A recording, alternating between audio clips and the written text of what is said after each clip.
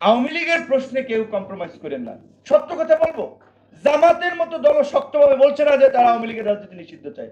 বিএনপির মতো বড় দল বলছে না তারা আওয়ামী লীগের রাজনীতি নিষিদ্ধ। তারা আমাদের সহযোগী, আমরা কারো বিরুদ্ধে বলছি না। বলছি এই আন্দোলনের গত 16 বছরের সবচেয়ে মজলুম দল বিএনপি এবং জামাত, তারা কিন্তু খুব জোরে সোরে বলছে না। সরকার সিদ্ধান্ত নেবে, অমকে করবে। আমরা এই সরকার গঠন করেছি, আমরা সমর্থন দিয়েছি বিদায় এই সরকার হয়েছে।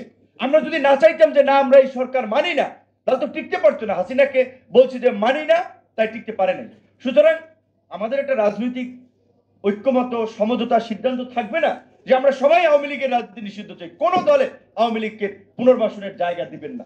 অবশ্যই সবাই গণহত্যা, এই লুটপাট, চাঁদাবাজি, দখলদারি, মানুষ বিরুদ্ধে জুলুম করা, এইটার সাথে জড়িত ছিল না।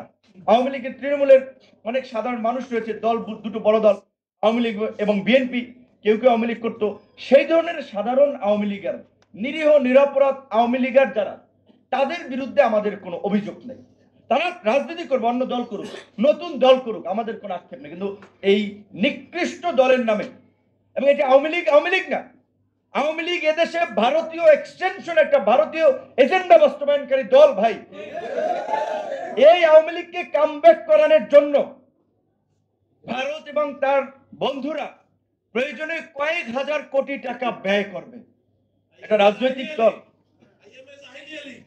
রাজনৈতিক দল, শুধুমাত্র একবার ক্ষমতার কথা চিন্তা করে না, ভীষণ থাকে, লেগে থাকবে প্রয়োজন 10 বছর পরে যদি কামব্যাক করতে পারে, তখন এই যে আওয়ামী লীগ এইবার 16 বছর ক্ষমতায় থেকে যেভাবে আমাদেরকে ভারতের একটা করদ রাজ্যে পরিণত করেছিল, মোদী বিরোধী আন্দোলনে কতগুলো আলেম ওলামাকে গ্রেপ্তার করেছিল, কত ছাত্রদেরকে হত্যা করেছিল, শাপলা চত্বরে এই দেশে ইসলামী রাজনীতিকে ধ্বংস করার জন্য, আলেম ওলামাদেরকে নতজানু করার জন্য এই শাপলা চত্বর কি বর্বরতা চালিয়েছিল, বিচার হয়েছে?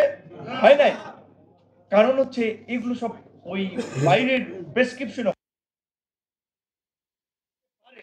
তাই হবে। সস্তা পপুলারিটি দেখেন না যে আগামী নির্বাচনে ভোটটা আওয়ামী লীগের নিয়ে আমরা এমপি হই।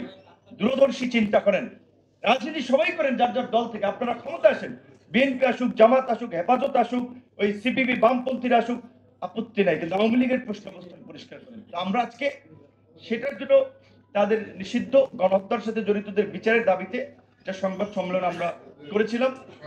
যাই হোক, আজকে এই কারণে একটু লেট হয়েছে, এবং এটা আগামীকালকে সমস্ত জেলায় জেলায় প্রধান উপদেষ্টা বরাবর আমরা একটা স্মারকলিপি দিচ্ছি, সব কর্মসূচি।